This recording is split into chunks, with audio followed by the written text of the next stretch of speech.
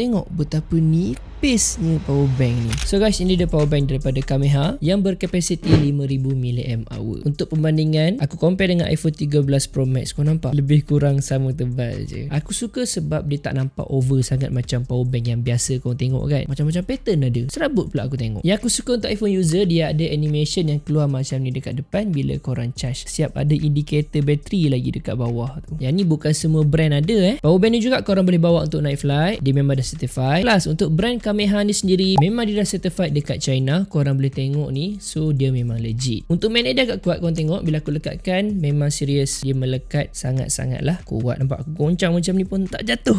Korang tengok dia punya design sangat-sangatlah cantik and minimalist. Tak nampak macam korang pakai power bank. Dekat power bank ni dia ada satu button untuk korang on ataupun off. And dekat bawah ni dia ada dia punya indicator light. And sebelah dia ada port type C. Tu je. Sangat-sangatlah simple. So bagi aku sangat-sangat berbaloi untuk korang dapatkan this power bank dengan design dia yang cantik. Dengan nipis dia ni, tak rasa macam guna power bank pun. Macam biasa guys, kalau korang nak link, aku sediakan dekat bawah.